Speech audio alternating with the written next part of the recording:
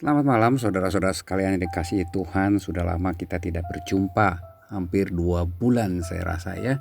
Kita tidak berjumpa, ya beberapa kali pertemuan kita lewatkan karena kita tidak mungkin melakukannya ketika saat-saat sekarang kita harus mengikuti anjuran pemerintah untuk bekerja, untuk belajar dan juga beribadah di rumah kita masing-masing ya. Pandemi yang begitu hebat sudah terjadi di dunia ini. Oleh sebab itu biarlah kita bersyukur kepada Tuhan kalau pada malam hari ini kita bertemu di udara, di mana kita bisa saling menguatkan satu sama lain, saudara. Ya, kita mau belajar tentang firman Tuhan. Oleh sebab itu kita berdoa dulu sebelum kita mendengar firman Tuhan. Terima kasih Bapa, Engkau yang baik, Engkau yang mengasihi kami semua. Pada malam hari ini kami kembali Tuhan mau mendengar bagian daripada firman-Mu, mau belajar tentang firman-Mu Tuhan. Oleh sebab itu berikan hikmat, akal budi kepada kami semua, supaya kami boleh mengerti apa yang Engkau maksud di dalam kehidupan kami, supaya kami boleh jalankan setiap firman Tuhan sesuai dengan maksud-Mu Tuhan, dan kami boleh dikuatkan. Terima kasih Bapa, Kau urapi kami semua agar kami boleh berkenan di hadapan-Mu, terlebih hamba-Mu yang sebentar akan menyampaikan bagian daripada firman-Mu. Mari Tuhan, Engkau yang akan memimpin pemberitaan firman Tuhan ini dari awal sampai pada penghabisannya. Dalam nama Tuhan Yesus Kristus kami sudah berdoa dan ucap syukur. Haleluya. Amin. Puji Tuhan, sesuai dengan rancangan khotbah yang sudah dibuat ya oleh pengurus, kita masuk ke dalam B ya, huruf B yaitu berkat, saudara. Kita tahu semua tentang berkat dan kita merindukan berkat. Itu adalah hak dari setiap orang-orang yang percaya untuk mendapatkan berkat Tuhan, karena itu adalah janji Tuhan yang sudah Tuhan sampaikan kepada kita. Kita akan mendapatkan berkat. Tetapi janji itu bisa terpenuhi ketika kita ya masuk di dalam rencana Tuhan, ketika kita mengikuti semua aturan yang Tuhan berikan kepada kita sesuai dengan firman-Nya. Saudara, ya dalam waktu yang sekarang seperti tadi saya katakan, ya semua orang beribadah, apapun agamanya diwajibkan beribadah di rumah masing-masing. Ya, sebab itu biarlah kita ya yang saat ini bisa masih merasakan kasih Tuhan, kita bisa melakukan ibadah itu bersama keluarga kita ya. Dan pada hari ini atau malam hari ini kita mau sama-sama belajar, saudara. Berkat yang Tuhan berikan kepada kita juga bisa merupakan satu ibadah yang dilakukan di rumah, saudara. Nah, saudara, yang tadi saya katakan bahwa kita selalu merindukan berkat dan itu tidak salah, tetapi ada satu hal ya yang kita harus lakukan supaya kita tidak mendapatkan halangan dalam memperoleh berkat itu. Judul firman Tuhan saat ini adalah penghalang berkat, saudara. Ya, penghalang berkat. Saudara mungkin masih ingat beberapa waktu yang lalu, setahun yang lalu ya, atau hampir 2 tahun yang lalu, setahun setengah yang lalu, yang terakhir kita melihat bahwa Ahok mengungkapkan kondisinya di Makobrimob ya, dan dia milih di penjara dibandingkan menjadi gubernur DKI Jakarta ya. Kemudian ketika dia diberikan hak cuti, dia diberikan juga kebebasan bersyarat ya, karena sudah memenuhi syarat-syaratnya untuk bisa mendapatkan cuti hingga bebas bersyarat, dia bilang ya dia tidak mau menggunakan itu. Ahok memilih tak menggunakan hak narapidana dari cuti hingga bebas bersyarat. Kenapa, saudara? Dia katakan, coba bayangkan ya bagaimana hidup gue terlebih teratur, katanya di penjara, saudara ya.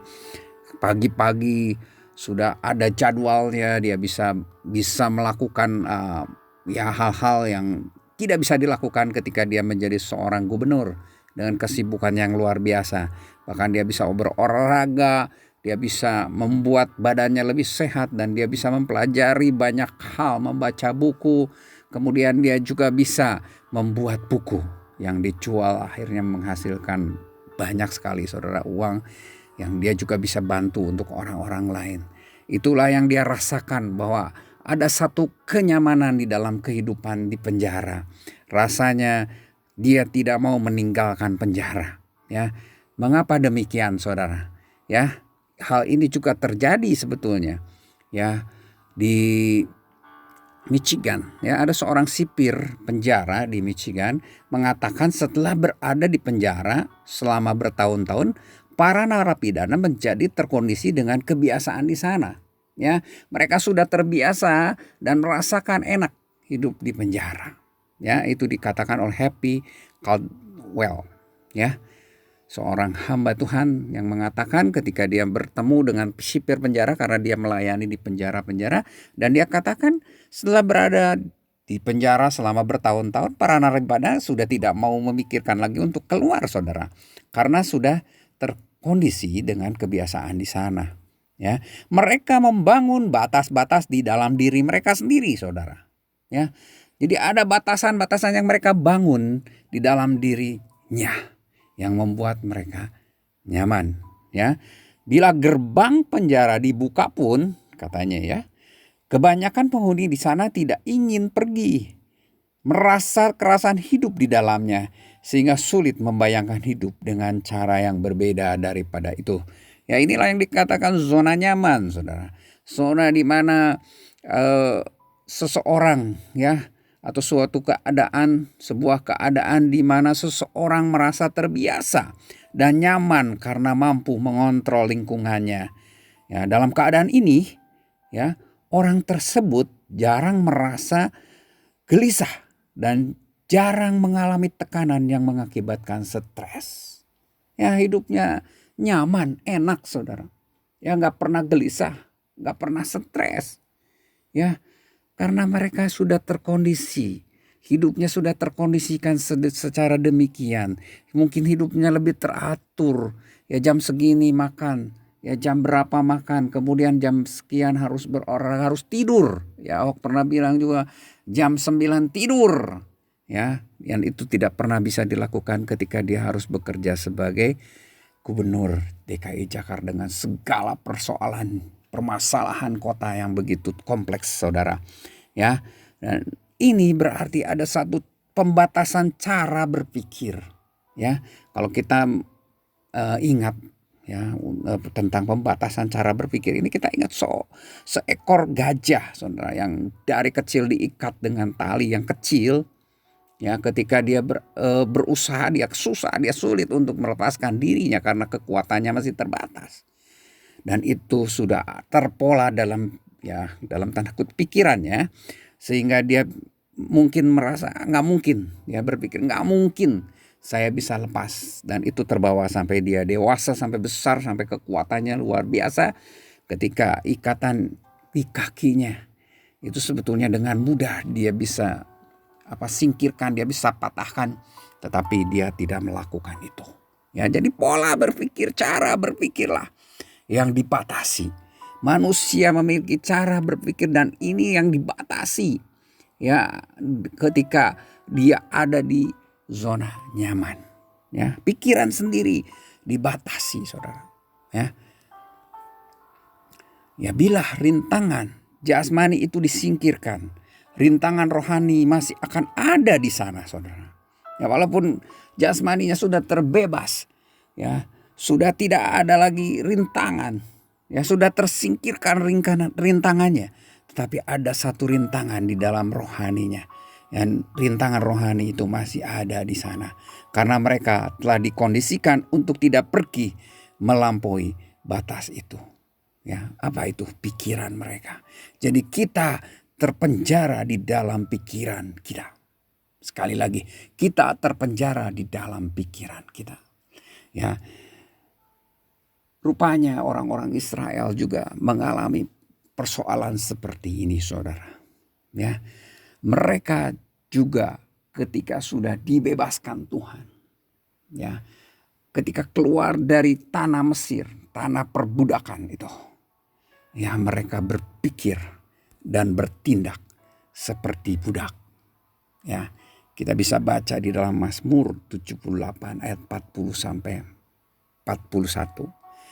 40, berapa kali mereka memberontak terhadap dia di padang gurun dan menyusahkan hatinya di padang belantara. Ayat 41, berulang kali mereka mencobai Allah, menyakiti hati yang kudus dari Israel.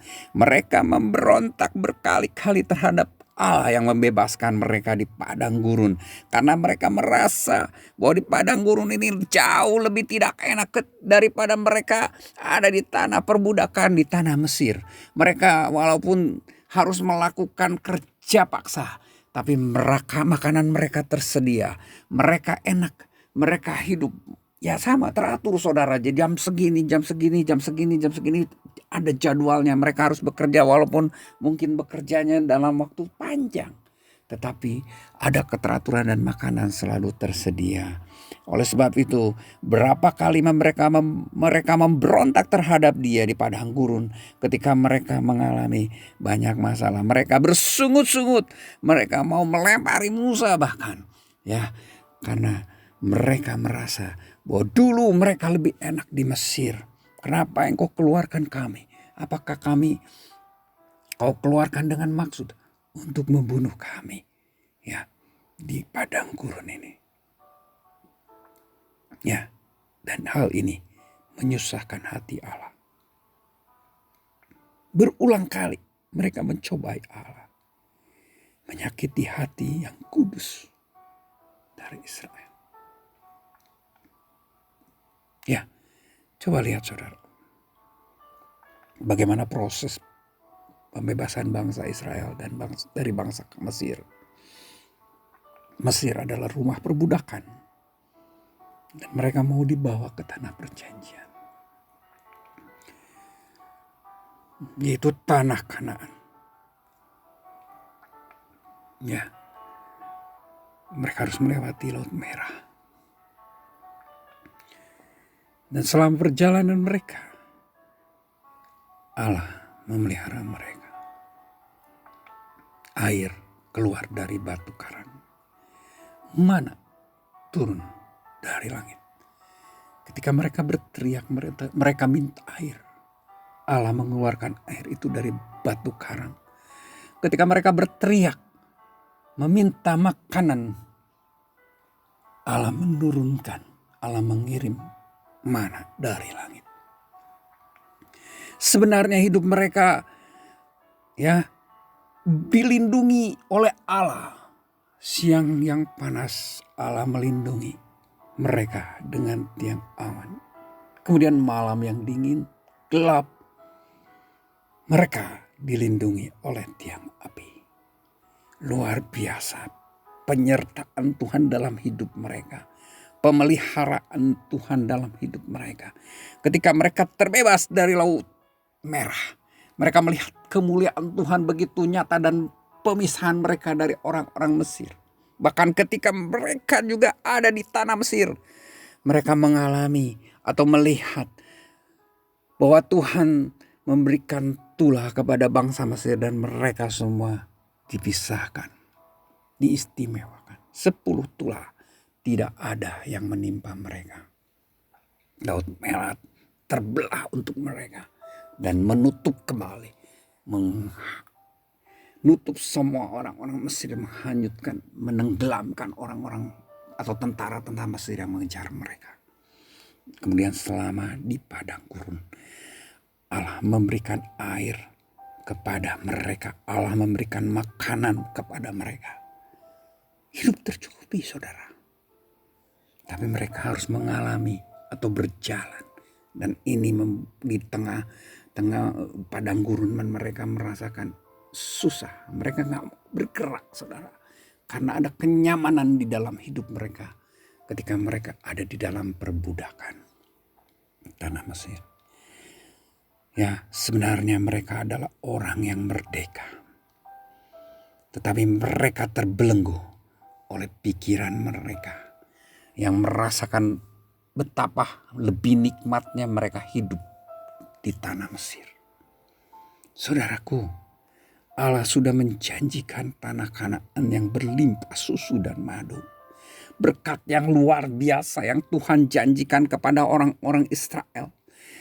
Tuhan mau lepaskan mereka dari tanah perbudakan, dari kesengsaraan di Mesir. Dan Tuhan akan berikan satu kenikmatan, ya, hidup yang berlimpah susu dan madu di tanah Kanaan, tanah perjanjian Tuhan. Tetapi ada satu hal yang membatasi mereka, ya, ketika mereka memasuk ke dalam tanah perjanjian itu.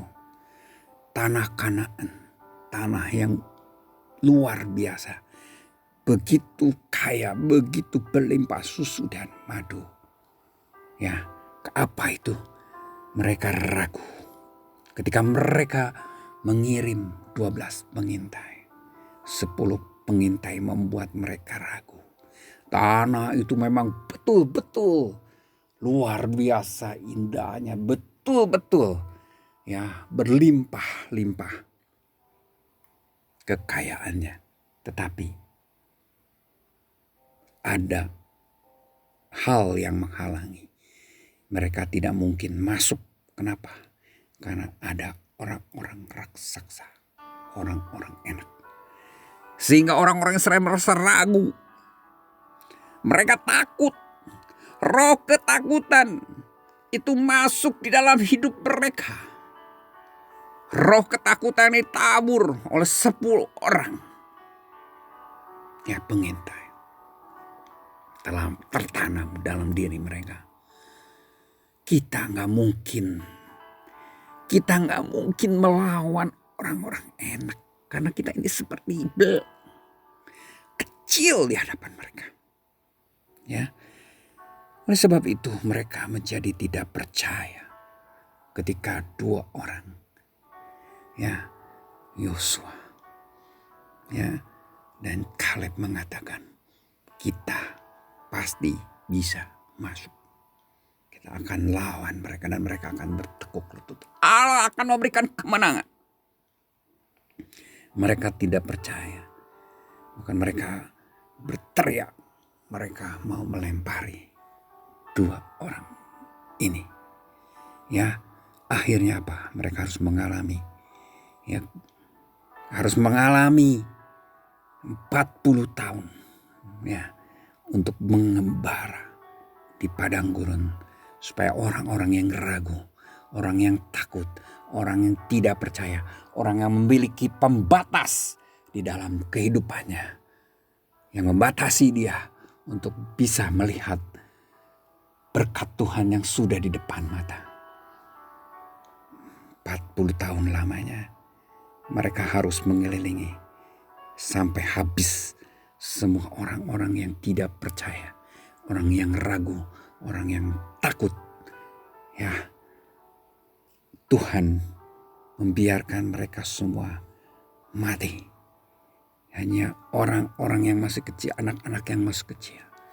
Mereka yang akhirnya nanti masuk bersama Kaleb, bersama Yosua. Luar biasa, saudara. Ya, bagaimana pembatas dalam pikiran seseorang itu bisa membatasi seseorang mendapatkan berkat, walau itu pun berkat itu pun sudah ada di depan mata saudara. Ya, saudara, tadi dikatakan oleh ayat firman Tuhan, ya, Mazmur 78 ayat 40 sampai 41, pertama mereka memberontak terhadapnya. Mereka menolak perintah Allah. Ya, kita memiliki Alkitab, kita membacanya, kemudian rohnya juga sudah diturunkan kepada kita. Roh Kudus menuntun kita untuk mengerti isi firman Tuhan, isi Alkitab. Ya, kemudian hikmat dan pengetahuan dari orang lain. Kita memiliki gembala kita, gembala sidang. Ada banyak penginjil, nabi-nabi sudah, ya, ada memberikan banyak, saudara, pelajaran buat kita melalui firman Allah atau melalui Alkitab, tertulis di dalam Alkitab. Kisah nabi, perkataan nabi semua ada. Kita bisa membacanya. Kemudian ada pengajar, ya, dan rasul yang sudah kita juga baca di dalam firman Tuhan, di dalam Alkitab yang kita pelajari. Ya, seperti dikatakan di Efesus, semua itu diberikan Tuhan, saudara. Semua itu diberikan Tuhan. Ya, Efesus 4 ayat 7 katakan, tetapi kepada kita masing-masing telah dianugerahkan kasih karunia menurut ukuran pemberian Kristus. Itulah sebabnya kata Nas, tatkala ia naik ke tempat tinggi, ia membawa tawanan-tawanan, ia memberikan pemberian-pemberian kepada manusia. Apa yang diberikan, kemudian kita baca 11 sampai 16 nih saudara. Ayat 11 sampai 16 dikatakan, ya, dan ialah yang memberikan baik rasul-rasul maupun nabi-nabi, baik pemberita-pemberita Injil maupun gembala-gembala dan pengajar-pengajar, untuk memperlengkapi orang-orang kudus bagi pekerjaan pelayanan, bagi pembangunan tubuh Kristus. Ya, semua jabatan yang Tuhan berikan kepada kita itu adalah untuk membangun tubuh Kristus. Ya, orang-orang yang percaya kepada Tuhan Yesus, itu yang harus dibangun. Dan mereka membangun termasuk kita. Kita adalah tubuh Kristus yang dibangun oleh pengajaran mereka. Melalui kisah-kisah mereka yang kita baca, melalui perkataan mereka di dalam Alkitab yang kita miliki saat ini. Ya. Ayat 13, sampai kita semua telah mencapai kesatuan iman, jadi punya pikiran yang sama, punya iman yang sama, karena kita memiliki ya bahan atau sumber yang sama, yaitu firman Tuhan di dalam Alkitab ini, ya, dan pengetahuan yang benar tentang anak Allah, karena Roh Kudus memberikan pengetahuan yang benar itu kepada kita semua supaya kita menjadi dewasa, yaitu kedewasaan penuh dan tingkat pertumbuhan yang sesuai dengan kepenuhan Kristus. Ya, kita akan mencapai satu kedewasaan penuh dan tingkat pertumbuhan yang sesuai dengan kepenuhan Kristus. Sehingga kita bukan lagi anak-anak, ya, yang diombang-ambingkan oleh rupa-rupa angin pengajaran, ya, bukan lagi anak-anak kita ini saudara, yang bisa diombang-ambingkan oleh rupa-rupa angin pengajaran. Ya, banyak pengajaran saat ini yang bermacam-macam, yang juga bisa membuat kita terombang-ambing kalau kita tidak memiliki pertumbuhan iman, kesatuan iman, pengetahuan yang benar tentang Allah dan kedewasaan penuh. Ya, oleh sebab itu, ya, banyak di antara orang-orang yang percaya itu terombang-ambing. Ya, seperti anak-anak. Ya, 14 saya ulangi, sehingga kita bukan lagi anak-anak yang diombang-ambingkan oleh rupa-rupa angin pengajaran, oleh permainan palsu manusia dalam kelicikan mereka yang menyesatkan, tetapi dengan teguh berpegang kepada kebenaran, di dalam kasih kita bertumbuh di dalam segala hal. Di dalam kasih kita bertumbuh di dalam segala hal ke arah siapa? Ke arah Dia, yaitu Kristus yang adalah kepala. Kita akan masuk mengarah kepada Dia. Kedua, mereka menyusahkan, mendukakan, dan menyakiti hati Allah. Ya, berapa kali mereka memberontak terhadap Dia di padang gurun dan menyusahkan hatinya di padang belantara. Berulang kali mereka mencobai Allah, menyakiti hati Allah, yaitu yang kudus dari Israel. Menyakiti hati yang kudus, hati Allah dari Israel. Karena apa? Karena mereka tidak percaya kepada janji-janjinya, saudara. Ya. Kemudian yang ketiga adalah mencobai Allah. Ya. Ayat 41 katakan berulang kali mereka mencobai Allah. Ya. Dengan cara apa? Mereka menuntut tanda ajaib atau mujizat. Seringkali ya kita sebagai orang Kristen menuntut satu tanda ajaib. Memang diceritakan beberapa tokoh juga menuntut, seperti Gideon juga menuntut tanda ajaib ketika dia disuruh untuk membebaskan Israel. Itu sah-sah saja saudara. Tetapi yang Tuhan mau ya bukanlah seperti itu. Ya. Matius 13 ayat 39 ya. Itu dikatakan bahwa iblis ya, yang Matius 13 coba ya saudara ya, Matius 13 ayat yang ke-39. Kita baca saudara. Musuh yang menaburkan benih lalang ialah iblis. Inilah musuh yang menaburkan lalang. Ya, ketidakpercayaan di dalam hidup kita itu akan menjadi seperti lalang ya, yang akan membuat kita tidak tumbuh dengan benar. Ya. Waktu menuai ialah akhir zaman dan para penuai itu adalah malaikat. Si jahat. Ya, musuh itu si jahat, saudara. Ya, yaitu iblis. Lebih jelas lagi di dalam Markus, saudara ya. Di dalam Matius, saudara. Di dalam Matius 4 ayat 5 dan 7. Matius 4 ayat 5 dan 7. Ya, atau sampai 7. Ya, kemudian dikatakan kemudian iblis membawanya ke kota suci dan menempatkan dia di bumbungan bait Allah. Lalu berkata kepadanya, jika engkau anak Allah, jatuhkanlah dirimu ke bawah, sebab ada tertulis mengenai engkau, ia akan memerintahkan malaikat-malaikatnya dan mereka akan menatang engkau di atas tangannya, supaya kakimu jangan terantuk kepada batu.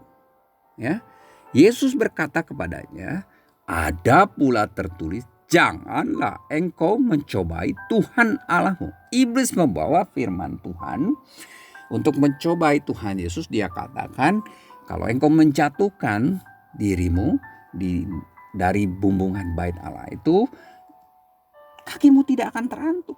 Karena ada apa? Karena ada malaikatnya dan mereka akan menatang engkau di atas tangannya. Ya, oleh sebab itu, saudara, seringkali orang-orang menjadi bimbang karena iblis juga membawa ayat-ayat, menyodorkan ayat-ayat kepada kita semua. Kita yang tidak tumbuh di dalam kebenaran atau tumbuh sesuai dengan apa yang Tuhan mau. Seringkali kita tercobai atau bisa dicobai, kalah menghadapi pencobaan iblis ini. Tapi Tuhan mengajarkan kepada kita, ya, Tuhan katakan jangan engkau mencobai Tuhan Allahmu. Ya, itulah yang Tuhan inginkan. Ketika kita menuntut tanda ajaib, ya, sebenarnya kita sudah mencobai Tuhan. Ya, menuntut tanda ajaib. Tadi saya katakan tidak salah. Dalam hal tertentu ya bisa Yunus meminta tanda ajaib. Ya. Kemudian juga bukan Yunus. Tadi saya katakan Gideon minta tanda ajaib. Musa sama ketika dia disuruh. Ya. Akhirnya Musa mendapatkan tanda ajaib itu. Ya, tetapi ya, Tuhan ingin supaya kita bisa membedakan. Ya, kita menuntut tanda ajaib supaya percaya. Itu yang sering kita lakukan. Ya, aku mau melakukan atau aku percaya kepadamu kalau engkau memberikan mukjizat kepadaku, misalnya mukjizat kesembuhan atau apapun itu, ya, itu mencobai saudara, ya. Tetapi Tuhan mau justru tanda ajaib itu atau mukjizat itu merupakan hasil iman, ya. Ada di dalam Markus 16. Saudara, kita lihat Markus 16. ayat 17 dan 18. Tanda-tanda ini akan menyertai orang-orang yang percaya. Tanda-tanda ini akan menyertai orang-orang yang percaya. Jadi percaya dulu baru ada tanda-tanda yang menyertai. Apa itu? Mereka akan mengusir setan demi namaku. Mereka akan berbicara dalam bahasa-bahasa yang baru bagi mereka. Ya. Jadi tanda-tanda ini justru menyertai orang-orang percaya. Percaya dulu baru ada tanda-tanda. Ya. Kemudian mereka akan berbicara dalam bahasa-bahasa yang baru bagi mereka. Mereka akan memegang ular. Dan sekalipun mereka minum racun maut, mereka tidak akan mendapat celaka.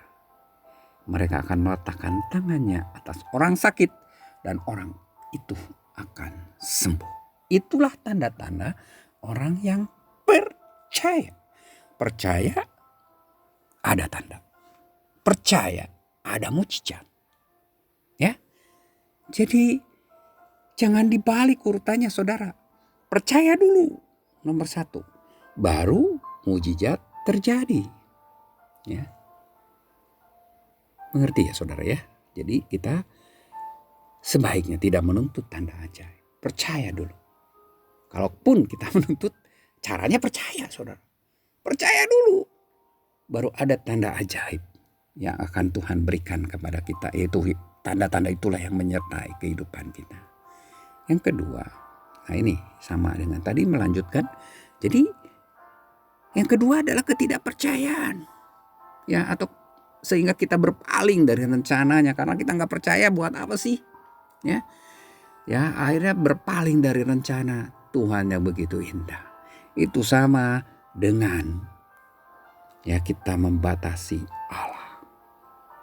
Ya, Paulus mengingatkan kepada orang-orang Galatia ketika dia sudah dimerdekakan oleh Tuhan, mereka berpaling kembali karena orang-orang yang mengajar mereka ya banyak kali orang-orang yang di Galatia itu banyak yang mulai menyimpangkan ya ajaran yang benar. Sehingga mereka membentuk satu legalitas ya keagamaan. Ayat 9 katakan, tetapi sekarang sesudah kamu mengenal Allah. Paulus sudah mengajar mereka sehingga mereka mengenal Allah. Atau lebih baik sesudah kamu dikenal Allah. Dan Paulus juga membawa mereka kepada Allah untuk dikenal oleh Allah. Bagaimanakah kamu berbalik lagi kepada roh-roh dunia yang lemah dan miskin? Itulah yang terjadi di dalam kehidupan orang-orang Galatia. Mereka berbalik lagi kepada roh-roh dunia yang lemah dan miskin. Dan mau mulai memperhambakan diri lagi kepadanya. Bagaimana saudara? Paulus bertanya. Bagaimanakah kamu berbalik lagi kepada roh-roh dunia yang lemah dan miskin. Dan mau mulai memperhambakan diri lagi kepadanya? Kamu dengan teliti memelihara hari-hari tertentu, bulan-bulan, masa-masa yang tetap dan tahun-tahun. Ada orang yang menikah, ada orang yang mencari ya nama yang baik. Kemudian mereka menanyanya kepada siapa? Bukan dukun, banyak kepada hamba-hamba Tuhan. Ya, ada sebagian hamba Tuhan yang seolah-olah memiliki kemampuan untuk melihat hari-hari ya yang baik dan yang buruk ya. Kemudian ayat 11, aku khawatir kalau susah payahku untuk kamu telah sia-sia. Paulus katakan di dalam ayat atau surat lain, dia katakan, aku ini yang melahirkan kamu dengan sakit bersalin. Ada satu usaha yang begitu rupa, begitu besar yang Paulus lakukan untuk menghasilkan anak-anak atau orang-orang yang percaya kepada Allah yang benar, pada Tuhan Yesus. Dan dengan kejadian orang-orang di Galatia ini, Paulus mengatakan, aku khawatir kalau susah payahku untuk kamu telah sia-sia. Ya, inilah perbudakan agamawi yang sering terjadi, yang sudah terjadi dalam kehidupan kita. legalisme agama. Saya katakan ketika khotbah saya baca buku. Ada satu buku yang katakan jangan pergi ke gereja. Kenapa? Karena di gereja ya waktu itu ada yang namanya Yohanes Pembaptis, dikatakannya di situ. Dia katakan seorang hamba Tuhan bertemu dia di gerejanya. Dia tunjukkan bagaimana program-program gereja yang dia katakan itu baik dan cukup baik, sangat baik bahkan. Tetapi bukan itu yang Tuhan mau. Dan dia diajar bahwa maksud Tuhan ya mendirikan gereja itu seperti apa, saudara? Ya, jangan pergi ke gereja. Ya, dikatakan buku itu. Kemudian saya baca buku lagi. Ya, ada Tuhan tanpa agama, saudara.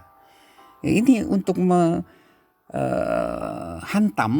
ya orang-orang yang ya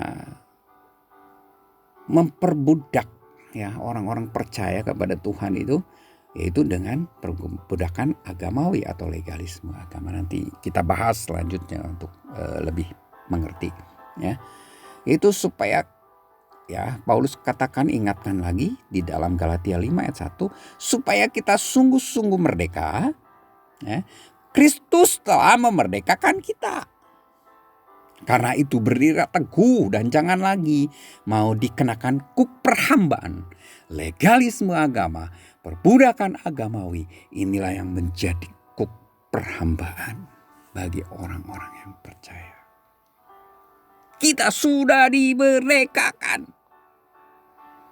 oleh darah Kristus di kayu salib. Darah yang mahal, yang tidak mungkin kita bisa bayar.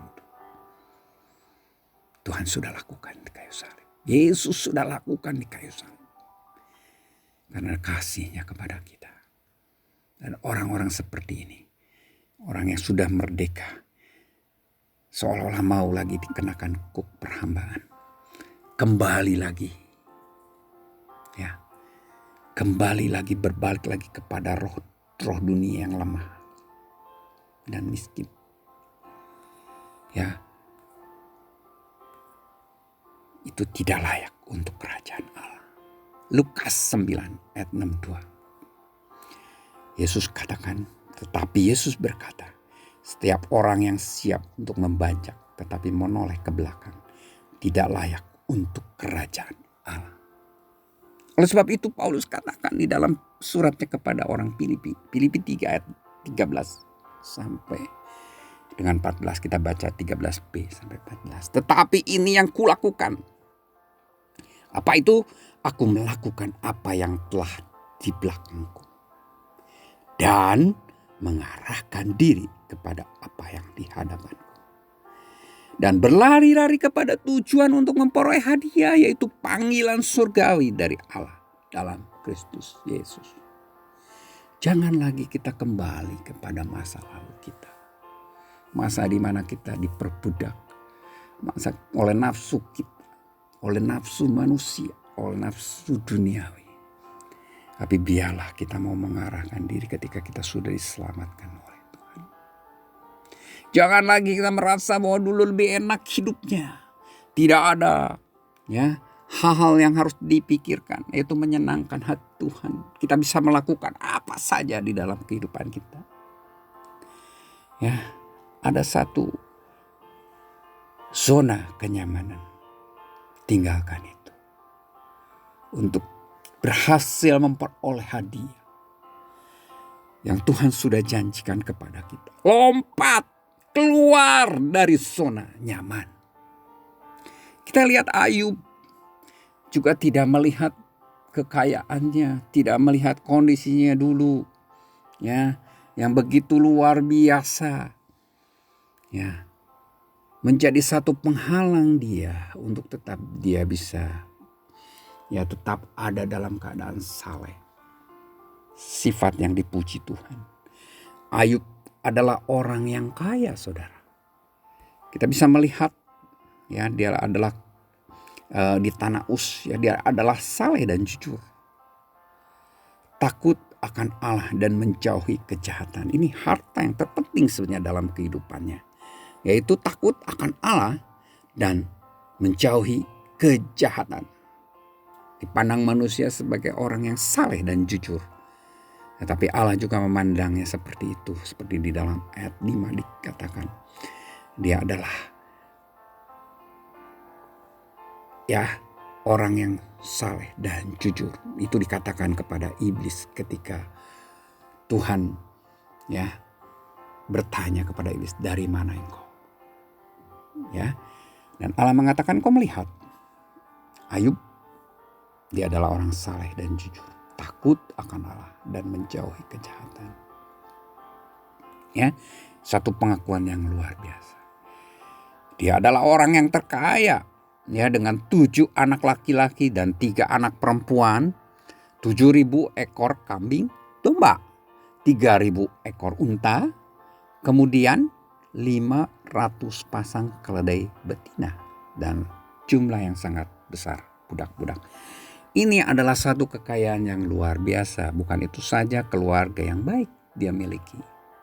Ketika anak-anaknya mengadakan pesta atau kumpul-kumpul keluarga, saudara, satu yang baik sebetulnya. Dan mereka minum mungkin itu hal yang biasa saat itu.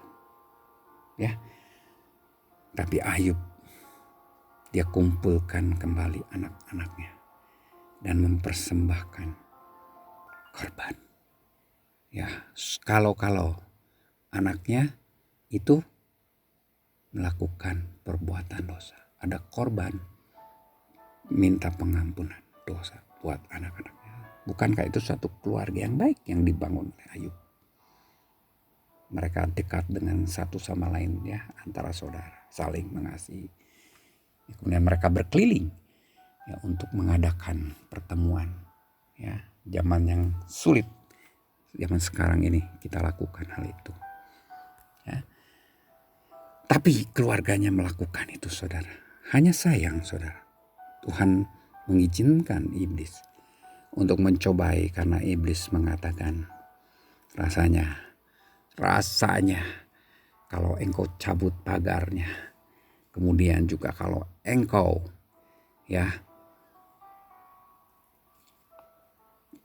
tidak lindungi hidupnya, tubuhnya, maka engkau akan melihat bagaimana Ayub yang sesungguhnya. Tuhan izinkan iblis. Pencobaan pertama, seluruh kekayaannya itu lenyap. Anak-anaknya mati. Keledainya diambil orang. Kemudian sampai akhirnya penderitaan yang luar biasa. Itu dia pun kehilangan istrinya yang dikasihinya. Bahkan itu setelah terjadi tubuhnya yang hancur, kena bara. Kemudian dia juga kehilangan teman-temannya. Suatu penderitaan yang luar biasa. Ini kemalangan yang dialami, dan Ayub adalah orang benar. Tapi kita sebagai orang benar yang dibenarkan Tuhan. Dikatakan oleh Mazmur pun, kemalangan orang benar itu banyak, saudara.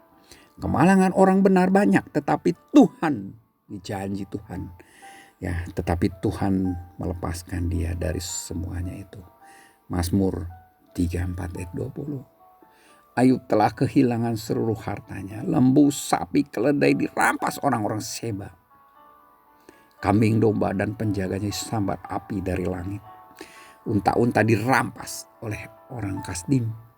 Kemudian seluruh keturunan Ayub itu habis juga. Kesedihan yang mendalam terjadi. Seluruh keturunannya sudah tidak ada, hancur, saudara. Ada kesedihan mendalam, pasti seorang ayah pasti akan menangis. Ada kejadian saat COVID terjadi katanya. Keluarga dari satu orang itu meninggal semuanya. Dan dia terjun karena kehilangan keturunannya. Dia terjun dari gedung yang tinggi untuk mati juga. Tapi dia tidak melakukan itu. Ayub tidak melakukan ya untuk membunuh dirinya dan sebagainya, tetapi dia sujud dan menyembah serta memuji Tuhan. Ini sifat atau kekayaan yang sebenarnya. Dia saleh, dia jujur, dia mengasihi Tuhan, dia mau sujud dan menyembah serta memuji Tuhan. Ya. Kemudian bukan itu saja, kesehatannya juga diambil, terenggut, kena barah. Ya. Kemudian yang tadi saya katakan belahan jiwanya, istrinya. Ya. Tapi ketika dia katakan kamu tuh seperti perempuan gila, mau menerima apa yang baik dari Tuhan, ya, tetapi tidak mau menerima yang buruk daripadanya. Ya, Ayub mengatakan, ya, ketika dalam keberadaan, ya, semua hartanya habis, keturunannya habis, dia hanya bilang, dengan telanjang aku keluar dari kandungan ibuku, dengan telanjang pula aku akan kembali kepada Allah. Satu iman yang luar biasa. Dan kemudian Ayub pun di tengah-tengah kesedihannya, kesendiriannya, sahabat-sahabatnya datang mula-mula menghibur dia. Dan akhirnya memojokkan dia, menuduh dia, sehingga dia melakukan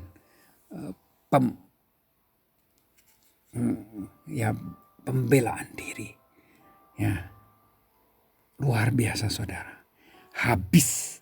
Ayub habis dalam hidupnya. Ya, habis saudara. Karena dia sudah kehilangan semuanya. Saudara, tetapi Ayub tidak melihat kekayaannya yang dulu dia miliki.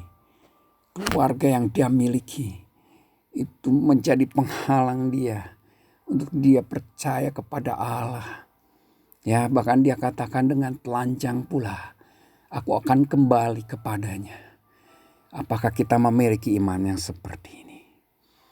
Ya, Ayub saat itu belum mengalami pemulihan dalam hidupnya.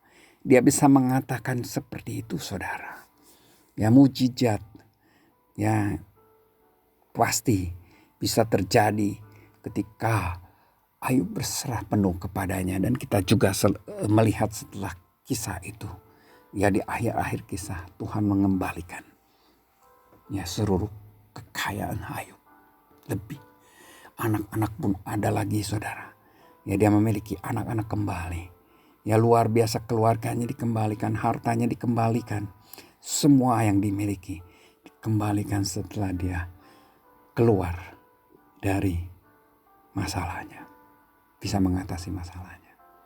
Saudara, ya, puji Tuhan, saya sekitar 2,5 tahun yang lalu seperti saudara ketahui, ya, hampir mencapai 3 tahun, ya, 2017, ya, saya mengalami hal, ya, ini, yaitu ada tumor, diketemukan tumor, ya, di kepala saya, ya. Tanggal 9 saya melakukan lagi pemeriksaan 9 Maret. Itu sudah terlambat, harusnya Januari. Karena berbagai hal, bermacam hal saya terlambat. Dan apa yang terjadi saudara? Saat saya diperiksa, sebetulnya kondisi saya kembali seperti saat dulu saya ditemukan penyakit saya. Ya, pikiran saya kembali ke masa lalu. Ya, walaupun sebelumnya saudara, sekitar bulan November 2019 saya berpikir, ya, karena sudah merasakan enak, saya berpikir saatnya Tuhan untuk saya boleh menerima mujizat Tuhan supaya saya bisa menjadi saksi-saksi Tuhan. Dan ketika saya ambil tanggal 17 Maret, saudara, hasilnya sungguh luar biasa. Dokter menyalami saya. Ya, waktu itu sedang, ya, COVID juga sudah mulai ada saudara. Dokter juga memakai masker. Saya juga sengaja beli masker N95 saudara, karena mau ke rumah sakit ya. Banyak rekan-rekan kerja saya katakan, hati-hati sumber penyakit ya di rumah sakit.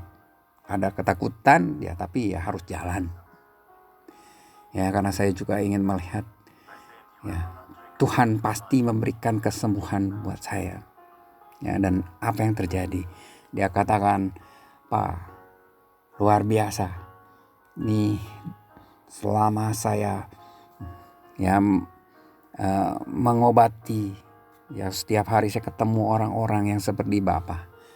Bapak adalah orang yang kedua mengalami ya pengecilan ya, dari 11 kali 11 kali 16 atau 16 kali 11 kali 11 mili ya, menjadi 9,5 kali 9 kali 11 ya. Satu hal yang luar biasa saudara, cukup signifikan dia katakan. Apalagi Bapak tidak pakai obat, yang satunya pakai obat saudara ya. Bapak tidak pakai obat. Memang saya sudah berapa lama sudah tidak makan obat itu karena sudah tidak pengaruh saudara. Saya sudah 2 tahun makan obat itu sudah tidak pengaruh. Sampai saya bilang ya sudah, sampai habis ini. Dengan tidak teratur saya habiskan saja obatnya. Dan apa yang terjadi? Mengecil. Cukup signifikan. Saya tanya, Dok, kira-kira apa yang membuat hal ini bisa terjadi? Wah, ini sih mujizat. Lakukan saja apa yang sudah Bapak lakukan ya kemarin ini. Jadi mujizat itu ada, berkat itu selalu ada dalam kehidupan kita. Tapi seringkali pikiran kita waktu itu, saya juga berpikir, wah harus operasi nih. Karena pengalaman saya dulu ya merasakan sakit yang sama ya ketika saya ditemukan. Ini pikiran ya kembali membatasi saya untuk percaya pada Tuhan. Tapi saya tetap ya lakukan itu, dan akhirnya Tuhan tunjukkan kasih-Nya kepada saya. Oke, yang ketiga saudara, ketidaktaatan ini yang menjadi penghalang berkat. Ya, ada di dalam Samuel, kisah ya Saul yang Tuhan sudah berkati dia menjadi raja Israel, dipilih oleh Tuhan sendiri. Dikatakan Allah bahkan menyesal. Aku menyesal karena aku telah menjadikan raja Saul raja, sebab ia telah berbalik. Nah, berbalik saudara daripada aku dan tidak melaksanakan firman-Ku. Maka sakit hatilah Samuel dan ia berseru-seru kepada Tuhan semalam-malaman. Sesudah itu berkatalah Samuel, bukankah engkau walaupun 17-nya ya, engkau kecil pada pemandanganmu sendiri telah menjadi kepala suku-suku Israel, dan bukankah Tuhan telah mengurapi engkau menjadi raja atas Israel? 19a, mengapa engkau tidak mendengar suara Tuhan? Mengapa engkau tidak mendengarkan suara Tuhan? Karena engkau telah menolak firman Tuhan, maka ia telah menolak engkau sebagai raja. Ya, itu dilakukan atau dikatakan di ayat 23b. Jadi dituntut adalah taat sepenuhnya. Saul bilang, ayat 20. Lalu kata Saul kepada Samuel, aku memang mendengarkan suara Tuhan dan mengikuti jalan yang telah disuruh Tuhan kepadaku, dan aku membawa Agag, raja orang Amalek, tetapi orang Amalek itu sendiri telah kutumpas semuanya. Tuhan bilang tumpas semuanya. Ya, dan ayat 21 juga katakan, tetapi rakyat mengambil dari jarahan itu kambing domba dan lembu-lembu yang terbaik dari yang dikhususkan untuk ditumpas itu, untuk mempersembahkan korban kepada Tuhan Allahmu di Gilgal. Tuhan Allahmu saudara, bukan Tuhan Allah kami, Tuhan Allah kita. Ya, kembali ada satu legalitas agama, itu persembahan yang harus bangun. Ya. Tetapi jawab Samuel ayat 22. Apakah Tuhan itu berkenan kepada korban bakaran dan korban sembelihan sama seperti kepada mendengarkan suara Tuhan? Sesungguhnya mendengarkan lebih baik daripada lemak domba-domba jantan. Ya, Dituntut taat sepenuhnya, bukan setengah-setengah. Ya, ada satu hal lagi. Ya, ketika kita tahu tadi, ya, penghalang berkat Tuhan pertama adalah kita seringkali menuntut, mau mencobai Tuhan, menuntut tanda ajaib. Yang kedua, kita tidak percaya, berpaling dari rencananya karena ada perbudakan agamawi dan legalisme agama. Dan yang ketiga adalah ketidaktaatan kita. Kita taat setengah, itu bukan taat. Setengah bukanlah penuh. Tuhan menginginkan taat sepenuhnya. Ya. Kenapa hal itu terjadi dalam hidup kita? Kita seringkali tidak belajar dalam kehidupan kita apa yang terjadi. Kita tidak belajar firman Tuhan yang Tuhan sudah sediakan. Pengajar-pengajar Tuhan sudah sediakan buat kita semua. Ya. Karena kesibukan kita sehingga kita tidak bisa merubah kembali pikiran kita. Ya. Tapi pikiran kita tetap dibatasi oleh pengalaman-pengalaman masa lalu kita. Ya, oleh sebab itu hati-hati. Ya. Hati-hati seperti Daud. Engkau tahu bahwa Daud ayahku tidak dapat mendirikan sebuah rumah bagi nama Tuhan Allahnya. Oleh karena musuh-musuhnya memerangi dia dari segala jurusan, sampai Tuhan menyerahkan mereka ke bawah telapak kakinya. Tetapi sekarang Tuhan Allahku telah mengaruniakan keamanan kepadaku di mana-mana. Tidak ada lagi malapetaka menimpa. Dan ketahuilah, aku berpikir-pikir hendak mendirikan sebuah rumah bagi nama Tuhan Allahku, seperti yang dijanjikan Tuhan kepada Daud ayahku. Demikian anakmu yang hendak kududukan nanti di atas tahtamu menggantikan engkau, dialah yang akan mendirikan rumah itu bagi namaku. Daud memiliki satu kerinduan yang luar biasa, yaitu mendirikan rumah bagi Allah. Untuk apa aku duduk di istana, diam di istana, sedangkan rumah kediamanmu hanya kemah yang harus dibawa ke sana sini, dibongkar muat, dibongkar lagi, dikeluarkan. Hati-hati saudara, hati-hati kesibukan. Daud sibuk untuk berperang, memerangi musuh-musuh yang memerangi dia dari segala jurusan. Ya. Tapi ketika keadaan aman, anaknya Salomo, dia lah yang akan mendirikan rumah. Janji Tuhan, itu terhapus oleh kesibukan kita. Seringkali kesibukan itu membuat kita tidak dapat melakukan janji dan pekerjaan penting lainnya. Karena tidak bisa fokus dan konsentrasi. Daud sudah berjanji ingin mendirikan satu rumah Tuhan. Tetapi kesibukan membuat Tuhan juga bilang, kamu harus bereskan dulu urusanmu. Dia tidak bisa konsentrasi, dia tidak bisa fokus. Ide Daud baik. Yaitu membangun bait suci, tetapi terhambat oleh situasi di mana ia berada. Idenya harus tunduk pada waktunya Tuhan. Ide-ide kita juga harus tunduk pada waktu Tuhan. Idenya tidak bisa dilakukan olehnya, tetapi oleh orang lain. Bait suci itu tidak akan bernama bait suci Daud, melainkan bait suci Salomo.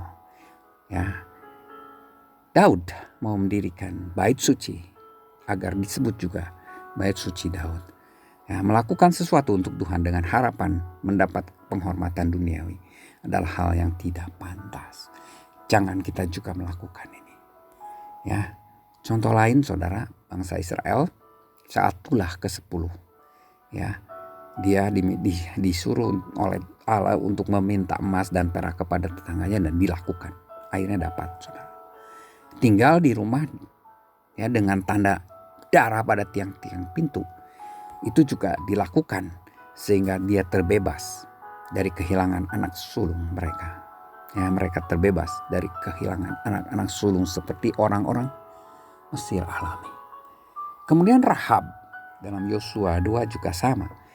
Dia harus memasang tali dari benang kirmisi yang dikaitkan pada jendela rumah. Kemudian orang-orang keluar atau keluarganya itu harus kumpul di dalam rumah. Itu tidak bisa dilakukan setengah-setengah seperti tadi Saul katakan. Ya, dia taat setengah-setengah. Tali harus terpasang ya pada jendela rumahnya, kemudian harus kumpul di dalam rumahnya. Tidak bisa talinya doang atau kumpulnya doang. Mereka akan binasa. Ya. Taat yang sepenuhnya. COVID-19 melanda kita saat ini menjadi pandemi dunia. Ya, Tuhan punya maksud. Tuhan izinkan semua ini terjadi. Orang ketakutan, banyak berita yang menakutkan. Tapi Tuhan mau supaya kita menjauhkan berita-berita seperti itu. Tetapi ada maksud Tuhan yang utama. Kembali, lupakan kesibukan kita di dalam dunia ini. Sehingga kita lupa mesbah keluarga. Tuhan mau kembalikan mesbah-mesbah keluarga. Supaya kita bisa berkumpul dengan keluarga. Kita bisa menikmati, bercengkrama dengan mereka. Anak-anak istri kita. Ya, anak-anak dan istri kita. Dan kita bangun kerohanian kita, keluarga kita. Mesbah keluarga ini penting.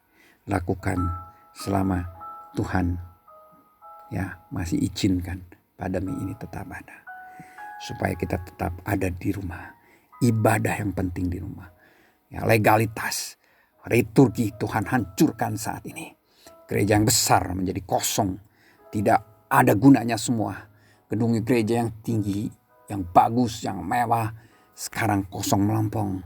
Ya, ada juga yang mengatakan akan dipakai untuk ya isolasi, ruang isolasi. Karena kosong, tidak digunakan. Ya, alat-alat musik yang bagus, yang indah, semua tidak terpakai. Pendeta-pendeta juga, ya saudara, tidak bisa lagi mengajar secara tatap muka. Tapi mereka harus mengajar, memberi makan anak-anak atau domba-domba atau umat Tuhan. Ya, untuk memberikan selalu dorongan, semangat, satu firman Tuhan. Ya, penguatan itu dilakukan secara online seperti saat ini. Inilah berkat yang sesungguhnya, berkat yang paling luar biasa besar, the great intimacy with God. Ya, the great, inilah hubungan intim dengan Tuhan yang begitu besar. Ya, Tuhan Yesus memberkati. Terima kasih Tuhan untuk firman-Mu. Biarlah firman-Mu boleh menjadi pegangan dalam hidup kami. Kami boleh ingat selalu Tuhan, bahwa segala sesuatu yang terjadi di dunia ini atas izin Engkau untuk kebaikan kami. Untuk kami boleh mendapatkan berkat terbesar dalam hidup kami. Seperti saat ini ketika kami tidak bisa Tuhan datang ke gereja berkumpul bersama rekan-rekan kami yang lain. Kami lebih dahulu harus memulihkan hubungan kami pribadi kami dengan Engkau Tuhan. Dan hubungan kami dengan keluarga kami. Kami juga boleh membangun rohani keluarga kami. Tuhan yang menginginkan itu semua. Kami bersyukur kepadamu untuk berkat-berkat-Mu ini Tuhan. Terima kasih Bapa. Dalam nama Tuhan Yesus Kristus kami sudah berdoa dan mengucap syukur. Haleluya. Amin. Puji Tuhan. Inilah firman Tuhan supaya bisa menguatkan kita semua.